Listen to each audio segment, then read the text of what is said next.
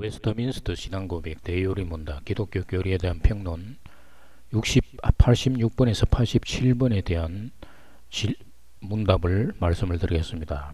86번은 무형교회 회원들이 죽은 직후에 그리스도로 더불어 누리게 되는 영광의 교통이란 무엇인가? 라는 질문인데, 답은 무형교회 회원들이 죽은 직후에 그리스도와 더불어 누리게 되는 영광의 교통은 그들의 영혼이 완전히 거룩하게 되어 가장 높은 하늘의 영접을 받아 그곳에서 빛과 영광 중에 하나님의 얼굴을 바라보면서 그들의 몸의 완전 구속을 기다리는 것이다. 그들의 몸은 비록 죽은 가운데 있어도 그리스도에게 계속 연합되어 마치 잠자리에서 잠자듯 무덤에서 쉬고 있다가 마지막 날에 그들의 영혼과 다시 연합하게 되는 것이다.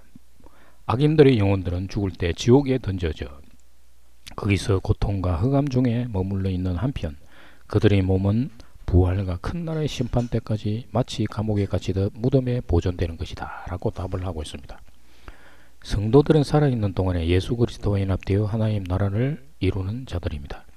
성도가 예수 그리스도와 연합되므로 예수님께서 하신 일을 그대로 한 것으로 간주하시는 것입니다. 예수님은 세례를 받았었으므로 이와 같이 세례를 받습니다. 세례는 십자가의 죽음과 부활을 의미하는 것으로 예수님의 십자가의 죽음과 부활에 연합되는 것입니다. 그리고 예수님은 성천하셨는데 성도 역시 하늘에 앉히심을 받는 것입니다. 육의 몸으로는 죽은 자가 되고 영의 몸으로는 살린 자가 되는 것입니다. 그래서 영과 육의 분리로 인해서 비록 육체가 살아있을지라도 육의 몸, 즉 죄의 몸, 옛사람이라고 하는데 죄의 몸은 죽고 영의 몸으로 부활하여 그리스도 안에서 하나님 우편에 앉아있는 것입니다. 에베소서 2장 5절 6절을 보면 허물로 죽은 우리를 그리스도와 함께 살리셨고 너희는 은혜로 구원을 받은 것이라 또 함께 일으키사 그리스도 예수 안에서 함께 하늘에 앉히시니 라고 말합니다. 여기에서 허물이라고 번역한 헬라어 파랍토마시는 옆으로 떨어져 나가다, 변절되다 라는 파라핍토에서 유래된 단어인데 곤충이 변태 과정을 겪는데 애벌레가 성충이 되기 위해서 허물을 벗습니다. 이 허물을 벗게 되면 그 속에 있는 생명이 나오고 허물은 떨어져 나가는 것입니다. 육체는 성도에게 있어서 허물을 벗는 것과 같은 것입니다. 신도가 허물을 자기로 생각한다면 영은 죽은 것입니다. 그러나 영이 살아나면 허물은 아무런 의미가 없는 것이 되는 것입니다.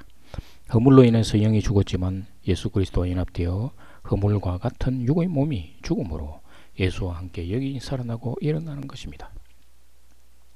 성도가 살아있는 동안에 영이 그리스도 안에서 하나님 우편에 앉아있는 것이며 육체가 죽은 후에는 천사로 돌아가는 것입니다. 누가복음 20장 35절 36절을 보면 저 세상과 및 죽은 자 가운데서 부활함을 얻기에 합당히 여김을 받은 자들은 장가가고 시집가는 일이 없으며 그들은 다시 죽을 수도 없나니 이는 천사와 동등이요 부활의 자녀로서 하나님의 자녀임이라 라고 말하고 있습니다.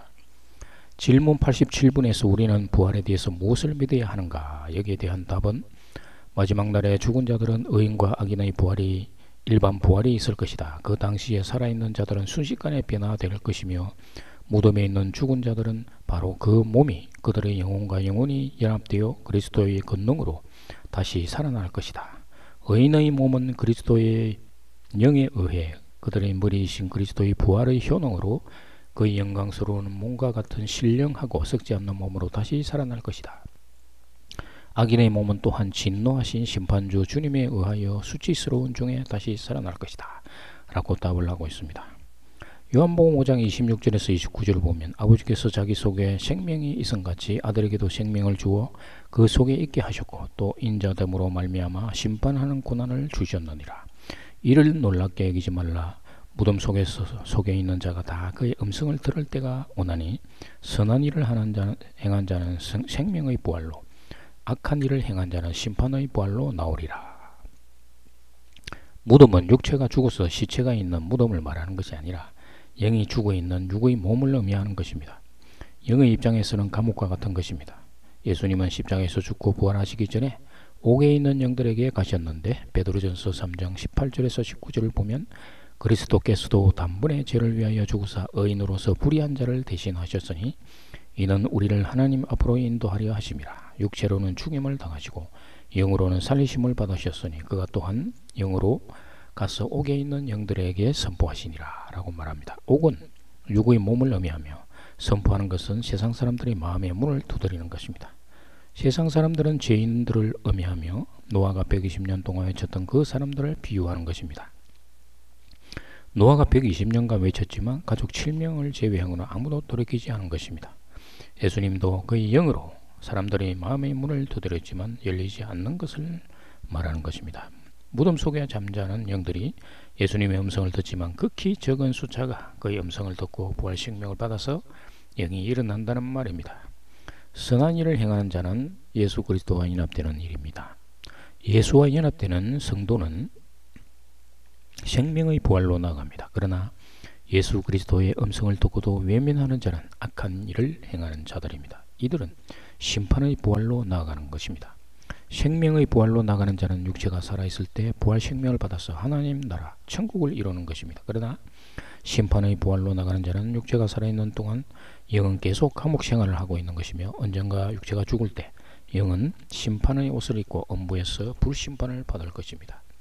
부활 생명을 받은 자는 이미 예수 그리스도와 함께 십자가에서 둘째 사망의 심판을 받은 것입니다. 그러나 그리스도 안으로 들어가지 않는 자는 육체가 죽어서 둘째 사망의 심판을 받는 것입니다. 감사합니다.